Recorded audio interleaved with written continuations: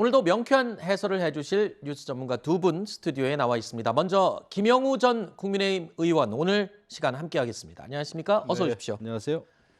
자, 이어서 김효은 전 민주당 부대변인도 오늘 함께하겠습니다. 안녕하십니까? 어서 오십시오.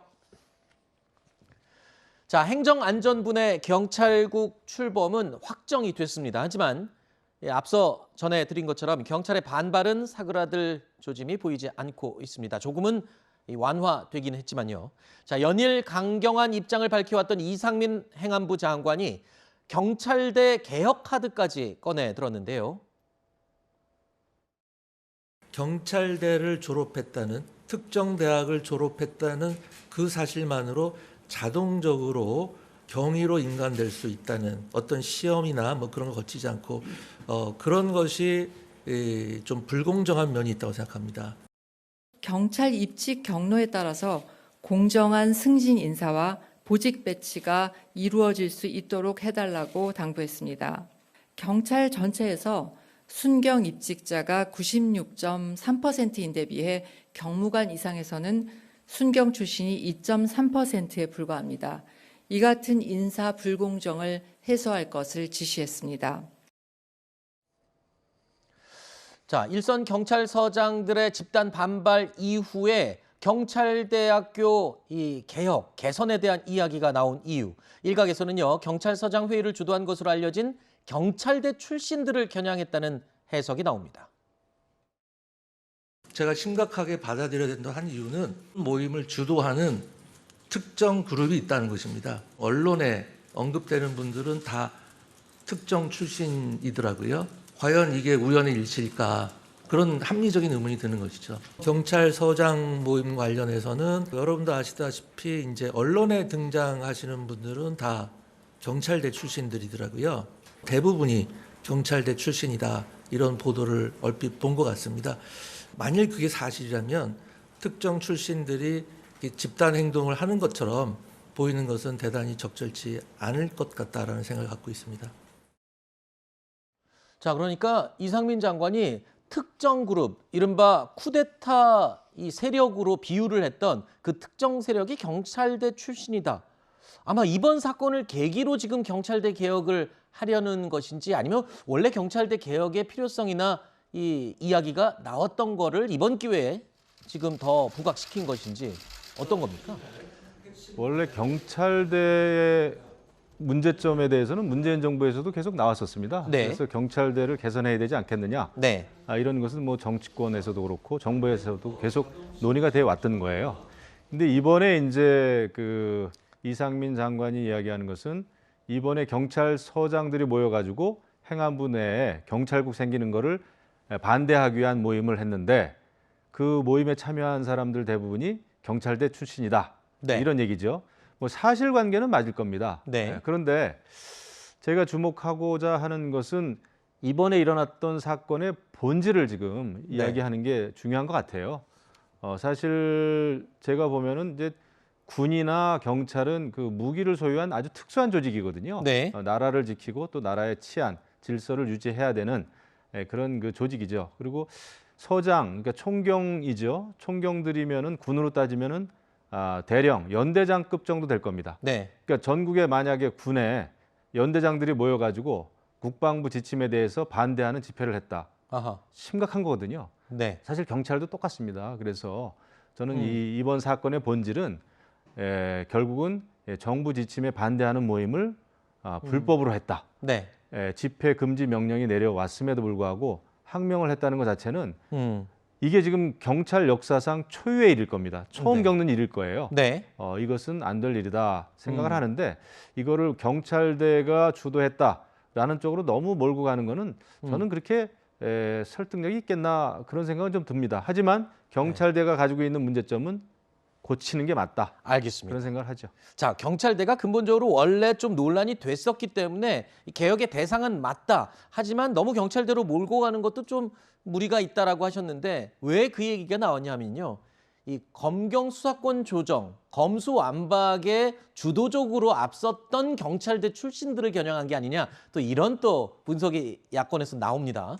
글쎄요, 지금 이제 굉장히 어떻게 보면 악순환이 좀 되풀이된다는 느낌이 좀 드는 것 같습니다. 그러니까 어제 이제 행안부 안에 경찰국을 신설하는 시행령이 국무회의에 통과됐습니다. 이거에 대해서도 굉장히 문제가 많았지 않습니까? 이거는 정부조직법 개정사항인데 왜 시행령으로 하느냐. 그리고 지금 보면 입법 예고도 40일 해야 되는데 4일로 단축하고 있고요. 굉장히 지금 막 쿠데타라는 발언까지 용어까지 쓰면서 행안부 장관이 좀 밀어붙이고 있습니다.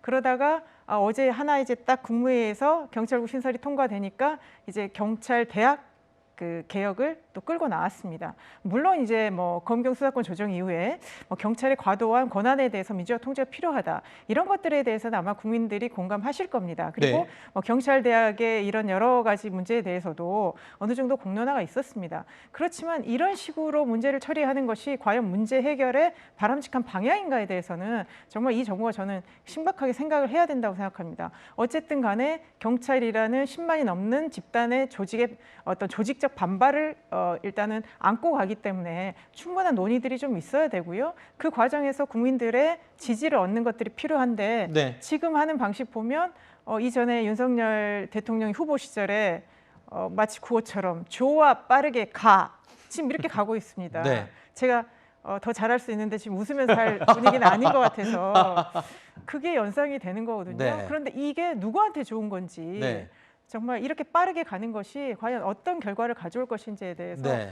한 번 더 멈추고 또 생각을 하고 정말 바람직한 경찰 개혁의 방향으로 결과로 가야 된다. 알겠습니다. 생각합니다. 그러니까 이 취지는 이해하지만 지나치게 이 빠르고 거칠게 밀어붙이는 게 아니냐 그 방식에 대해서 지금 문제 제기를 해주신 건데 그런데 한편에서는요 일선 경찰들의 반발 파장을 축소하기 위해서 경찰대와 비경찰대 사이를 갈라치기 하는 것 아니냐라는 또 비판도 있습니다. 이상민 장관은 공정과 불공정의 문제라면서 이런 비판에 대해서 일축했습니다. 경찰대와 비경찰대는 다 같은 경찰 가족이라고 생각을 하고요. 그래서 뭐 경찰대와 비경찰대를 굳이 갈라치기 하거나 그럴 필요는 없고 인사 과정에서 어느 직역이 됐든 그 특정 직역이 부당하게 불이익을 받거나 또는 반대로 이익을 받거나 그러한 불공정을 해결하는 것은 너무나 당연하다고 생각합니다. 그것은 갈라치기하고는 전혀 상관이 없는 거고요. 공정과 불공정의 문제라고 생각을 합니다. 경찰국 신설 문제를 두고 이 상황이 이렇게 정부와 경찰 조직 간의 전면전으로 치닫게 된 데는요. 이유가 하나가 있죠. 이상민 장관의 쿠데타 발언이 이 결정적으로 기름을 부은 측면이 크다고 할 수가 있습니다. 이상민 행안장관께서 상당히 저는 실언했다고 봅니다. 경찰국 설치에 대한 경찰의 집단 반발이 12.12 쿠데타다에 준하는 상황이다. 행정안전부 장관은 그러한 절실성을 좀 표현하는 그러한 것으로서 그런 용어를 사용하지 않았나 그렇게 생각합니다. 그게 왜 총리님께서는 그 말은 좀 과했다. 그거는 국정에도 도움되지 않는다. 왜 이야기 안 하시는 겁니까? 저는 그게 의아해서 여쭙는 겁니다. 자, 적절했습니까? 부적절했습니까?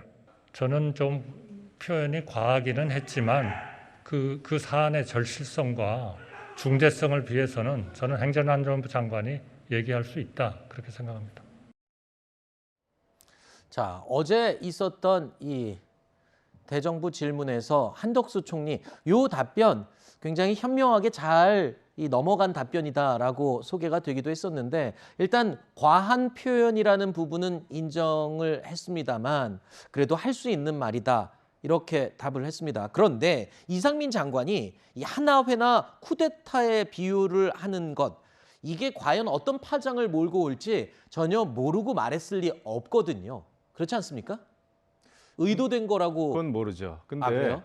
뭐 정무적으로 생각해서 그 언급이 어떤 파장을 불러오고 민주당이 또 어떻게 나올 것이며 이런 것까지 많이 생각은 안 했을지도 몰라요. 오히려. 네, 오히려. 네. 그런데 이제 행안부 장관, 정말 사회의 질서를 유지하는 그런 경찰들을 관장해야 되는 행안부 장관의 입장에서 명령에 저항해가지고 집회를 연 거는 사실 아닙니까? 네. 그건 어쩔 수 없는 그 팩트예요. 네. 그거에 대해서 이건 항명이다. 이것은 곧 쿠데타다. 이제 쿠데타라는 말까지 함으로 해가지고 이게 커지긴 했는데 네. 예, 제가 보더라도 행안부 장관이 뭐 정무적인 감은 조금 떨어진 상황에서 얘기한 것 같아요. 그런데 그거 자체가 본질은 아니다라는 전 말씀을 좀 드리고 싶고요. 이게 마치 그 경찰들도 예를 들면 민주노총, 노조처럼 움직이면 큰일이죠. 네. 이 무기를 소지한 특수한 조직이기 때문에 네. 막연하게 그냥 독립돼야 된다라는 건 있을 수가 없는, 네. 세계 어느 나라도 그냥 독립된 경찰은 없어요. 네. 어느 기관에 속해 있는 것이죠. 자, 독립경찰 이거는 조금 너무 나간 얘기 같고요. 일단은 이 야당은 물론이고요. 이 쿠데타 발언 이후에 여당 내에서도 이상민 장관에 대한 이 탄핵 해임권 얘기까지 나오고 있습니다. 물론 경찰 출신 의원의 이야기긴 합니다만요. 들어보시죠. 어제 국민의힘의 권은희 의원은 탄핵 이야기를 했습니다. 만약 국민의힘 권은희 의원이 깃발 들고 나서면 뭐 민주당 같이 갑니까? 충분히 검토해야죠. 검토할 수밖에 없고 이거는 삼권 분립 아닙니까? 삼권 분립인데 정부가 입법기관을 무시하고 폭주를 하게 되면 그 폭주를 막으라고 되어 있는 장치가 바로 그런 장치입니다. 그리고 국민 여론도 그 폭주 국회가 막아달라 이렇게 이야기하고 있습니다. 자, 일단 너무 과열이 됐습니다. 분위기가. 그런데 이제 어제 국무회의가 끝나고 또 대통령까지 이 상황에 대해서 언급을 하면서 경찰 조직에서 일단 14만 회의는 취소를 했지 않았습니까? 자, 이렇게 되면 정부든 경찰이든 누군가가 먼저 조금씩 더 양보를 하면서 이제는 상황을 좀 봉합하고 종료를 해야 될 때가 온 것 같아요. 가능할까요? 어쨌든 이제 경찰 입장에서는 집단 행동에 이 보여지는 거에 대한 부담감이 상당했을 거기 그렇죠. 때문에 부담이 컸을 것 같습니다. 그래서 이제 지난번 서장 회의 정도로 충분히 의사 표명이 네. 됐다.